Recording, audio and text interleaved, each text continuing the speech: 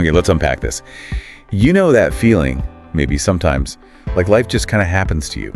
Like you're riding a river and whatever bend it takes, well, whatever happens, happens. That's exactly the profound idea we're diving into today. We're looking at this really powerful concept that life isn't just, a passive experience. Right. But it's actually, at its core, an active thing we create, shaped by the choices we make, or maybe the ones we avoid. And for this deep dive, we've gathered some really insightful sources.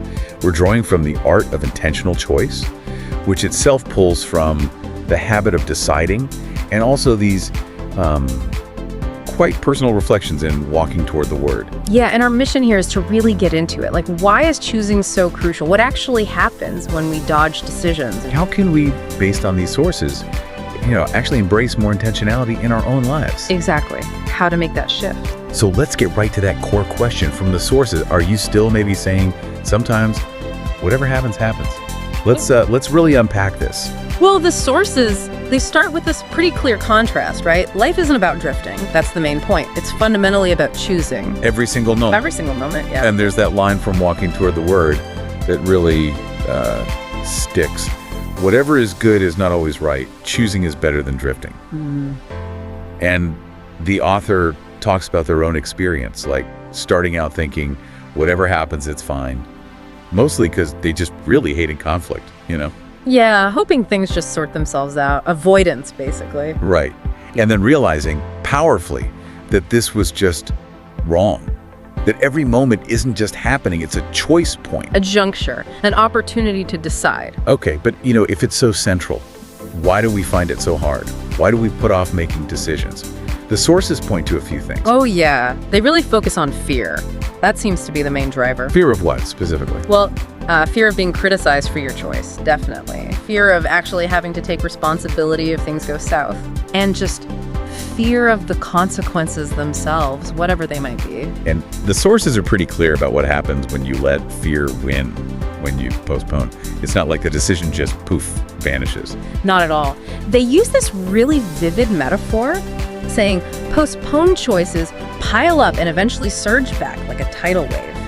And usually when that wave hits, it's often too late to handle things well. It just feels overwhelming. So, faced with that potential tidal wave, what's the step? The sources bring it back to something quite simple, almost obvious. We must choose. That's the core message. Doesn't matter how small the moment seems, how trivial the decision feels right then. The act of choosing is presented as vital. Which brings us to that really interesting idea about regret from Walking Toward the Word. It almost sounds backwards at first. It does, yeah. The author reflects, saying it's better to choose and regret than not choose and still regret. Explain that a bit. We usually avoid choosing because we fear regret. Exactly. But the argument here is that not choosing doesn't actually save you from regret. It just leads to a different kind, maybe even a deeper kind. The regret of inaction, the what ifs. Precisely, what you might have missed. The sources argue that what you gain from making decisions, even the ones that don't turn out perfectly, it still outweighs what you lose by avoiding them altogether. So refusing to decide isn't neutral, it actually costs you something. It undermines your own agency, yeah, your power to act. It locks you in what they call a trap of inaction. And it affects how others see you too, right? And how you see yourself. Definitely. When you keep saying, oh, it's not a big deal, or I'll stay out of it, you're kind of broadcasting something. Like what? Like you're indecisive, passive, almost defeated by the complexity of life, is a phrase they use. That whatever happens, happens, attitude starts to define you. And the list of things lost because of that mindset. It's pretty sobering, these texts. It really is. They list time, opportunities, love, relationships. In self-respect, that one feels huge. Absolutely. And that blunt statement, nothing good has ever come from avoiding decisions. Wow. Pulls no punches. Oop. And even trying to pass the buck, get someone else to make the choice for you. The sources say that rarely brings satisfaction. It doesn't feel resolved for you. It was only when the author, in Walking Toward the Word, consciously decided to own their choices. That's when things changed. Yes, they describe it really clearly. The knots began to untangle in work, in relationships, in my heart, in everything. That feeling of things clearing up. Yeah, gaining momentum, clarity, that's positioned as the direct reward for stepping up and choosing. Now, let's be clear. The sources aren't saying this is like a walk in the park, they admit making decisions is genuinely hard. Oh, absolutely. They even bring in biology, mentioning that decision-making points are when the brain can experience its highest stress levels. So it's actual mental work, taxing. Yes, real exertion. Weighing options, outcomes, it takes energy. And they link this difficulty directly to leadership, don't they? They do. It's framed as why leaders, people like CEOs, carry such heavy burdens. They're constantly making these calls that affect tons of people. Their livelihoods, the company's future. Exactly, and they have to own the consequences, good or bad. Which leads to that rhetorical question they pose. If deciding is how we change things, how we improve, how we gain anything, why wouldn't we decide? Right, and maybe that very difficulty, the weight of taking responsibility, maybe that's why leaders get the honor and rewards they do. It's about shouldering that stress. Okay, now there's another angle here, one that might sting a little. The idea that not deciding, the let it be approach, can actually be seen as disrespectful. Yeah, that's a challenging perspective. It forces you to reevaluate indecision.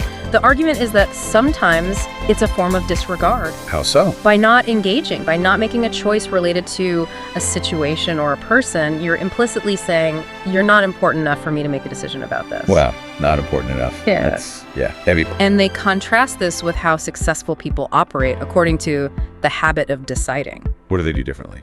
They act with intention. Simple as that. Their choices are based on purpose, they have an intentional path, and they generally stick close to it. So every decision contributes to that path. It matters. Every decision matters. That's the message, even the seemingly tiny ones. Which makes the starting point feel less daunting, maybe. Exactly. They suggest begin with small, everyday decisions. Don't try to tackle your biggest life choices on day one. Build the muscle first. Right. And the promise is that by doing that, consistently making small, intentional choices, through them, build a life in your own colors. You're the artist of your life, not just someone watching the paint dry. It might feel awkward at first, stepping into that active role. The sources acknowledge that. But once you do make a choice, what happens right away? Direction emerges. That's the immediate payoff. We start moving anywhere but stuck. Escaping that feeling of being stuck. Paralyzed.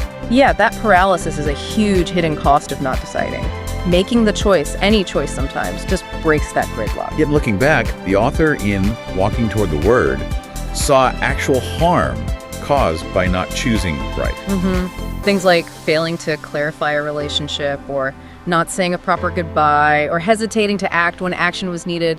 These omissions had real impact on others too. Which kind of leads to the climax of this idea in the sources, this sort of personal vow or commitment. Yes, a conscious decision to live differently. And it's quite a declaration, isn't it? What are the key parts? It's a vow to choose whatever comes up in life, and crucially, to take full responsibility for those choices. No blaming others. Right. Never blame others for the outcomes of my own choices. To stop pointing arrows outward when the result doesn't please me. And the most important part. And most importantly, to never again say or live by whatever happens, happens. It's a full rejection of that passive stand. So when we weave together these insights from the art of intentional choice, the habit of deciding, and walking toward the word, it seems like a really strong case is being made, doesn't it? Absolutely.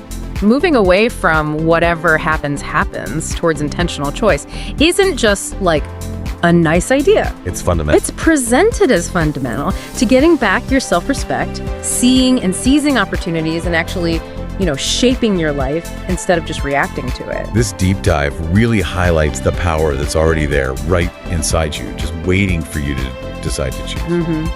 And maybe if we go back to that challenging idea, the one about indecision being disrespectful to others, well, it does leave you with a pretty provocative final thought, doesn't it? Which is? If not choosing can disrespect others, could it be that letting yourself drift, staying in that whatever happens, happens mode, is maybe the biggest disrespect you can show to yourself, to your own potential?